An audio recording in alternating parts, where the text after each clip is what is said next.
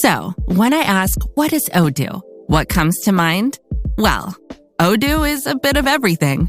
Odoo is a suite of business management software that some people say is like fertilizer because of the way it promotes growth. But some people also say Odoo is like a magic beanstalk because it grows with your company and is also magically affordable.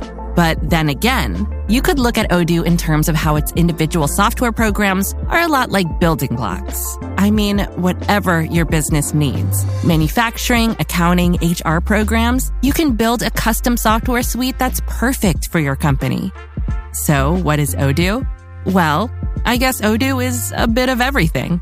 Odoo is a fertilizer, magic beanstalk building blocks for business. Yeah, that's it. Which means that Odoo is exactly what every business needs. Learn more and sign up now at odoo.com. That's ODOO.com. AI agents are everywhere, automating tasks and making decisions at machine speed. But agents make mistakes. Just one rogue agent can do big damage before you even notice. Rubrik Agent Cloud is the only platform that helps you monitor agents, set guardrails, and rewind mistakes, so you can unleash agents, not risk. Accelerate your AI transformation at Rubrik.com. That's RUBRIK.com. Welcome back to the Center in the City podcast. I'm your host, Wade Brill, and I am so glad you are here. I am fresh off of a 5-day silent meditation retreat that I did at home. And so this is one of the first times I'm really hearing myself talk out loud for an extended period of time. And since this episode will go live on Christmas, I wanted to offer you listeners a guided meditation on receiving, as well as to share a little bit of my retreat experience.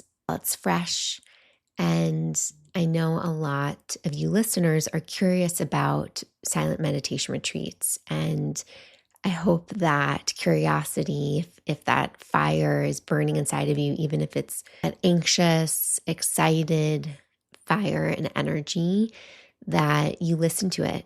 And if it feels right, I welcome you to join me on the retreat that I'm hosting, the Winter Mindfulness Retreat on Whidbey Island, January 16th to the 18th. And it's a really beautiful opportunity to dip your toe into deeper meditation practice. So we will have a similar schedule, a little similar schedule inspired by the type of schedule that's held on retreat, so that you can start to feel the rhythm of what it feels like to steady your mind, to rest into your body. And we'll also be incorporating a lot of body wisdom practices, a lot of mindful eating practices, and then setting our New Year intentions.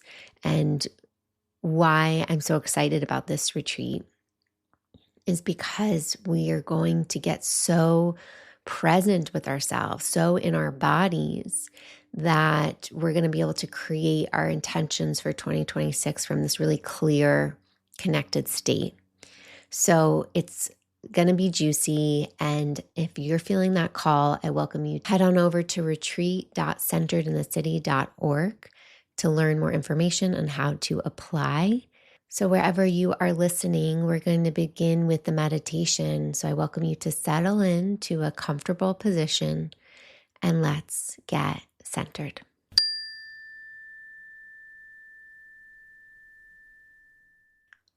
So finding a comfortable position for yourself, whether you're deciding to stand, lie down, be seated.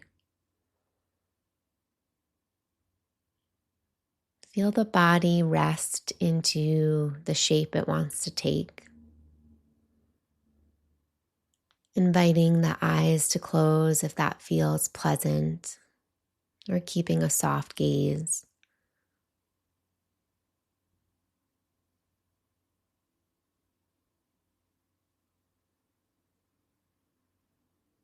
See if you can allow the body to rest into the present moment. So with this holiday energy, there's so much doing, hustling, working to get to this point. And so I welcome you to just fully receive this moment in time.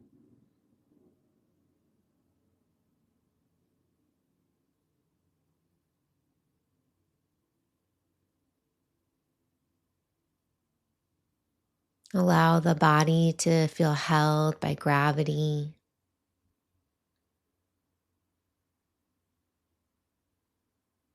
Knowing there's nothing to do, nowhere to go. Just giving yourself this gift of being right here, right now.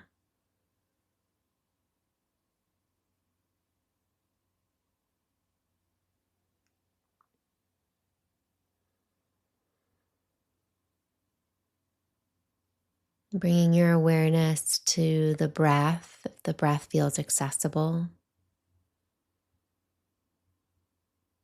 And allowing the breath to feel easy. Like there's no need to force it or to manipulate it.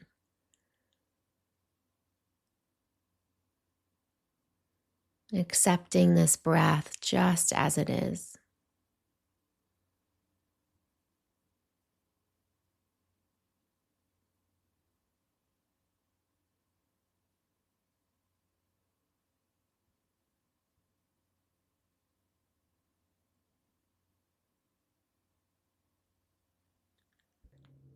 And I welcome you to bring to mind somebody in your life. It could be somebody living, deceased, could be a furry friend, could even be an object in nature, a tree, flower bush, maybe even the way the sunshine feels on your skin.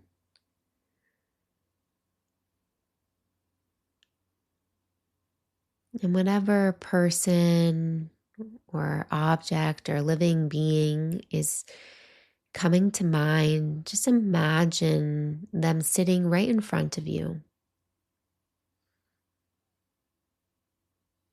And imagine this caring being giving you so much love.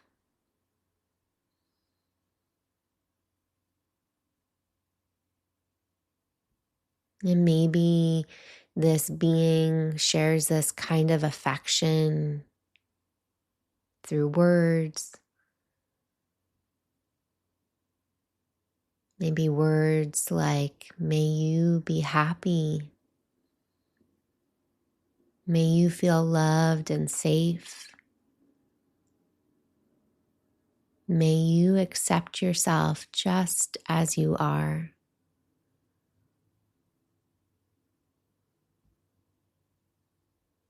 Or maybe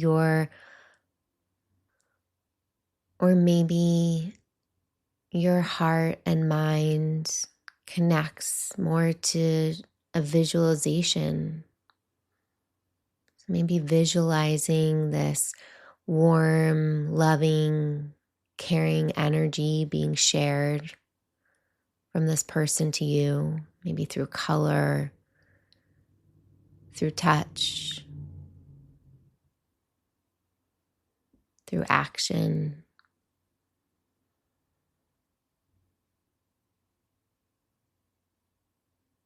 Or maybe for you, this type of care comes from just a felt sense. Sometimes in Buddhist traditions, what's called wet metta. So this wet kind of loving kindness, this felt sense of loving care.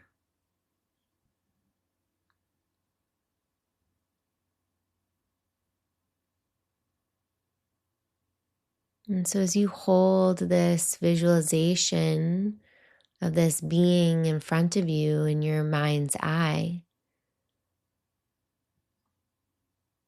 see if you can allow your own body to receive these words,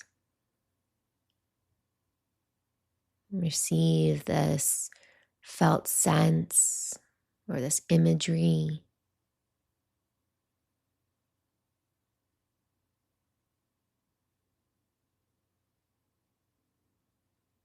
And as you receive this goodness, as much as you can right now, not needing to force, but as you welcome in this goodness, bring your attention to how it feels within your own body.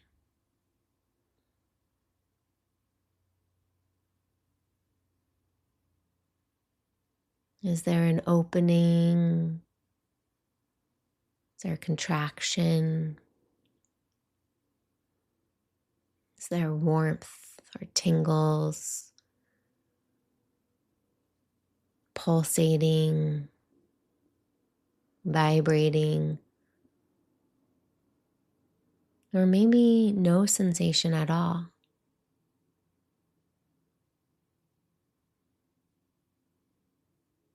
And whatever you notice is occurring in your present moment experience, just allowing it to be there. Trusting you're doing this practice right for you.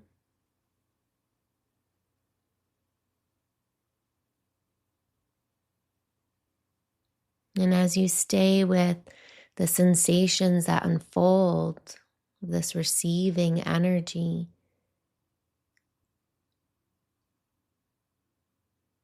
can you be really kind and curious to what arises? Like, how interesting.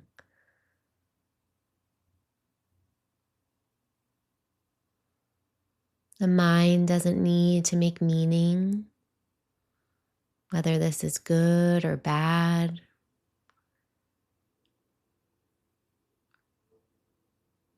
You're just welcoming in this present moment awareness of receiving.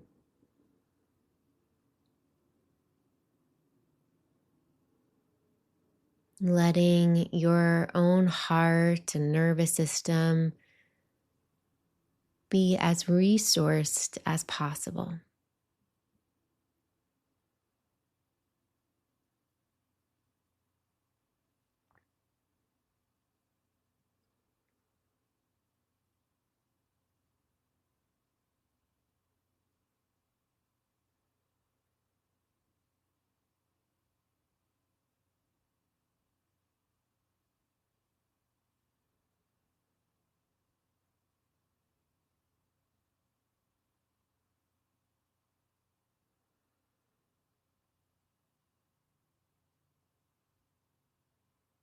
And staying with this practice as long as it serves and supports you. Knowing you can always return again.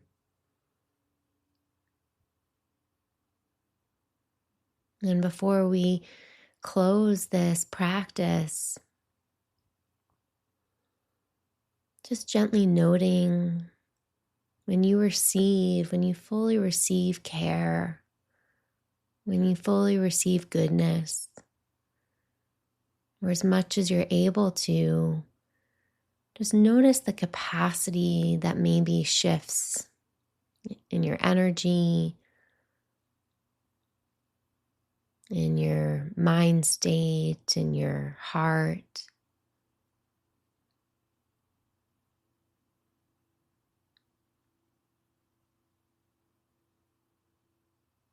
And taking a moment to thank yourself for practicing, for receiving, can be challenging for many of us.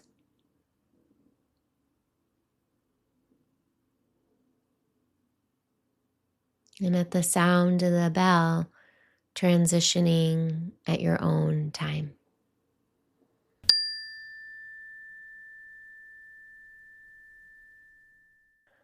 So as you arrive, feel free to pause here if you need to take a moment, stretch, jot down some awarenesses or any noticings in your journal. And I'll just spend a few minutes reflecting on this retreat because it was so sweet to spend solstice really sitting in the dark. The winter is really challenging for me. I've shared that on other episodes when talking about preparing for wintering. How do we do it mindfully? And in this retreat, I really had an opportunity to be with the dark and allow it to feel cozy, allow it to feel welcoming, allow it to hold me. And so it was a really powerful retreat. I spent a lot of the meditation retreat practicing metta. And for those that don't know what that word means, it means loving kindness. It means offering care to ourselves, to others, to the world. And I've never sat a full retreat just practicing metta, but some things came up in my initial settling into the retreat, some fear, some kind of questioning that after speaking with my teacher, realized that metta might be a really great practice. Loving kindness might be a really great practice to explore. And I thought, how cool to spend 5 days just focusing on cultivating love internally, externally, this layer of love and care, not like romantic love, but just this sense of deep respect, deep kindness, deep honoring, deep reverence for, deep acceptance of. And so I had a really lovely retreat practicing with it. And when I went on a walk, one of my mindful walks, I was in the park and I felt this just sense of the nature, the universe, like how amazing and beautiful the trees are, even though they're naked right now. Just how beautiful the sky and the mountains that are slowly getting snow on them, how beautiful they are, and just feeling held by the beauty of the world. And I know that might feel really triggering to say in a time in life where it's hard, it's divisive, there's a lot of hate, there's a lot of negativity, there's a lot of destruction out there, a lot of harm. But there's also all of this beauty. And we have to remember that both things can be true, that there can be both of these kinds of extremes in our held experience in the present moment. And so my intention was just in that sweet receiving, like taking that moment to sit on the bench, not hurry, not power walk, but to sit and receive the beauty, right? And how often are we in life just passing by and we might notice something cute or beautiful or sweet, but we just go, oh, how cute. And we just keep going. Or, oh, how beautiful. Look at that. Or look at that rose, or look at that flower, and then we keep going. But how often do we actually just pause to savor it, to let it into our nervous systems, to let it into our heart and feel more resourced? And I've talked about this technique before, but Rick Hansen, psychologist, he's also a Buddhist meditation teacher, talks about this practice of receiving the good and how important it is to resource ourselves, how important it is to build resiliency so that we have that gas in our tank to keep going, to keep facing hard things or unpleasant things, or even just the neutral moments of life. We need it. Doesn't mean we need to grasp for it, which I know I can very much be guilty of always looking for the pleasant, the beautiful, the wanting of it. So as we're in this quieter season of life where you might not be working as much, things are kind of slowing down after all of this hustle and pace increase to get to this point in the holidays, right? There's a slowness that happens over the next few days all across the world. It might look different culturally, but there's a slowness, a sense of family or friends, community, going inwards, cozy. And with that, I really welcome and invite you to savor the good in that. Savor those moments of connection. Savor those moments of beauty. Savor those moments of laughter, joy. And if there are hard moments too, which there probably will be because, hey, it's the holidays and it's a mixed bag, to take that time for yourself, to take that pause, to care for your own heart, to care for what you need. And so you can always come back to this receiving practice as well and bring to mind somebody in your life that might not be with you physically, or a memory that was so sweet, maybe at a holiday growing up that isn't present anymore. And take a moment to receive it. Receive and offer that sense of nourishment to yourself. On my retreat, I started to, as I mentioned, just like had so much space to really offer love, offer care, to be with strong emotions. And it was so interesting because most of the retreat, I was so peaceful, content, had really enjoyable practices for the most part, which doesn't always happen. And at the end of the retreat, I started to balloon with so much rage, so much anger started to come to the surface. And even though I'm still digesting this, I wanted to share this with you because when we sit and when we deepen our meditation practice, it's not that we're getting just these blissful bites.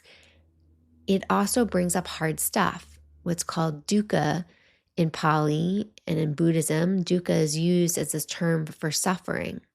So a lot of suffering, a lot of pain can come up, a lot of intense emotions. And so for me, this rage, like I haven't felt this kind of rage in a really long time. It was making kind of my body shake. And it happened like in the last hour of the retreat, last few hours of the retreat, I should say. And learning how to just even be with that, that things can end in also a unpeaceful note, and that's life. And I get to bring my practice with me. Just because the retreat is ending doesn't mean my mindfulness practice gets to end, right? I get to keep what I was building on my retreat with me.